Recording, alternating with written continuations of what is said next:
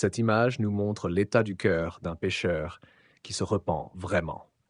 Maintenant, il se rend compte des nombreux péchés si graves et si terribles qu'il a commis et pour lesquels Jésus est mort sur la croix.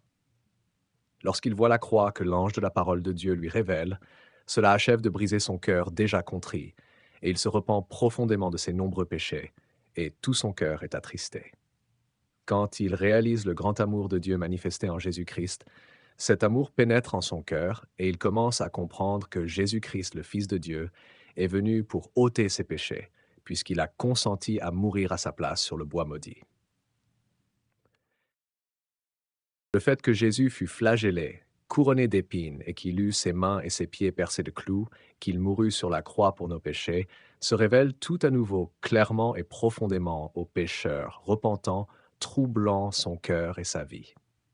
En lisant la parole de Dieu, il peut s'y voir comme dans un miroir, et il se rend de plus en plus compte combien il s'est éloigné de Dieu, et combien de fois il a transgressé ses commandements.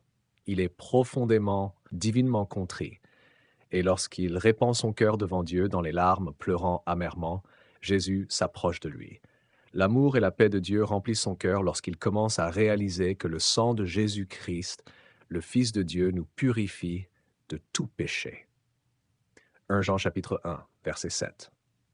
L'Éternel est près de ceux qui ont le cœur brisé, et il sauve ceux qui ont l'esprit dans l'abattement. Psaume chapitre 34, verset 19.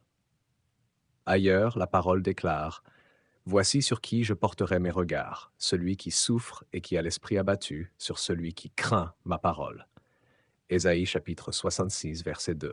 L'Esprit Saint lui répète doucement les paroles de Jésus. Mon fils, va en paix, tes péchés te sont pardonnés. Toujours regardant la croix et y voyant répandu le sang de Jésus et croyant que cela fut accompli pour lui personnellement, il se sent peu à peu soulagé du fardeau de ses péchés, car Jésus lui-même a porté nos douleurs et nos peines. Il réalise qu'il fut blessé pour nos péchés et brisé pour nos iniquités, et que l'Éternel a fait retomber sur lui l'iniquité de nous tous. Ésaïe chapitre 53. La lumière du Saint-Esprit remplit maintenant son cœur, qui auparavant était souillé et plein de ténèbres. Elle le nettoie et le rend blanc comme la neige par le sang de Jésus. Ésaïe chapitre 1 verset 18. L'Esprit lui-même rend témoignage à notre esprit que nous sommes enfants de Dieu. Romains chapitre 8 verset 16. Il est maintenant sûr que celui qui croit au Seigneur Jésus ne périt point, mais qu'il a la vie éternelle. Car en Jésus nous avons la rédemption par son sang, la rémission des péchés selon la richesse de sa grâce. Éphésiens chapitre 1 verset 7. Les convoitises pécheresses de la chair ont maintenant cédé la place au désir ardent de vivre pour Dieu et de le servir. Lui qui nous a aimés le premier.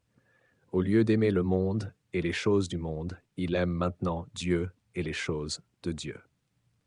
Dans cette image, les animaux représentant les péchés se trouvent maintenant en dehors du cœur de cet homme. Pourtant, Satan ne tient pas à quitter son ancienne demeure et il regarde en arrière, espérant y entrer une fois de plus. Voilà pourquoi le Seigneur Jésus nous exhorte à veiller et prier, afin de résister au diable pour qu'il s'éloigne de nous.